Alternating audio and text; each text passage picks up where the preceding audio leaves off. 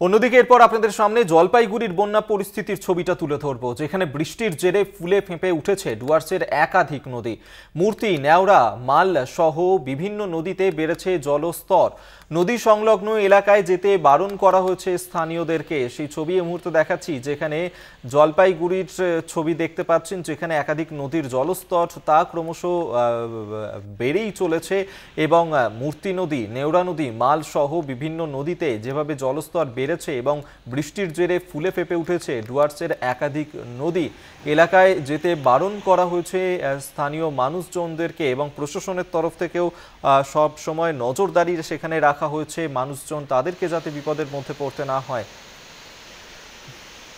কৌস্তুভ ভৌমিক এই মুহূর্তে আমাদের সঙ্গে টেলিফোনে রয়েছেন, প্রতিনিধি বিস্তারিত জানবো। কৌস্তুভ, যে ধরনের ছবি আমরা দেখতে পাচ্ছি, জলপাইগুড়িতে একাধিক নদীর জলস্তর বেড়ে যাওয়ার কারণে কার্যত বন্যা পরিস্থিতি, সেখানকার মানুষজন তারা কি অবস্থায় রয়েছেন এখন?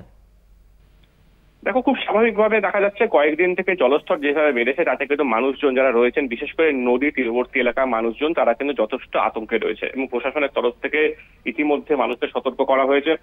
কেননা আমরা দেখতে পাচ্ছি যে জল যেভাবে বাড়তে শুরু করেছে তাতে কিন্তু যে কোনো সময় নদী পার্শ্ববর্তী এলাকায় যে কোনো সময় জল ঢুকে যেতে পারে এবং মানুষ কিন্তু নানা রকম সমস্যার মধ্যে পড়তে পারে।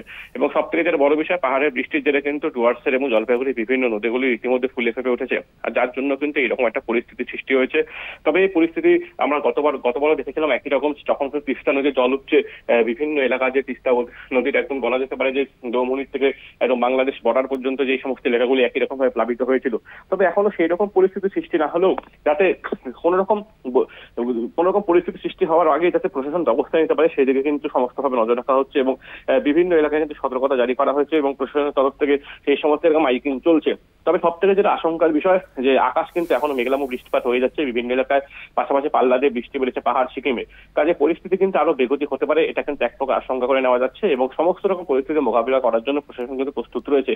আমরা দেখতে পাচ্ছি যে বিভিন্ন যে নদীগুলো রয়েছে, জলঢাকা, তিস্তা থেকে শুরু করে মূর্তি, কুর্তি, নেওড়া, সমস্ত নদী কিন্তু একই রকম পরিস্থিতি এবং রীতিমতো প্রত্যেকটা নদীর জলস্তর আজ সকাল থেকে আর কয়েক গুণ বেশি বৃদ্ধি পেয়েছে। কাজেই প্রশাসন সেই দিকে নজর রাখছে এবং নদীতে যে কোনো মাছ ধরার থেকে শুরু করে বিভিন্ন কাজে নদীতে যে কোনো আনামে সেই দিকে কিন্তু নজর রাখা হচ্ছে।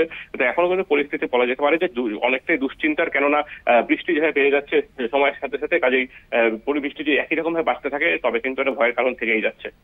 বেশ, কৌস্তভ ভৌমিক আমাদের সঙ্গে টেলিফোনে ছিলেন প্রতিনিধি, আপাতত ধন্যবাদ তোমায়। এবং সেই ছবি এই মুহূর্তে দেখাচ্ছি, উত্তরবঙ্গে যেভাবে বর্ষা শুরু হয়েছে এবং যেভাবে ভারী থেকে অতি ভারী বৃষ্টির শুরু হয়েছে, যার কারণে বন্যা পরিস্থিতি উত্তরবঙ্গের একাধিক জায়গায়।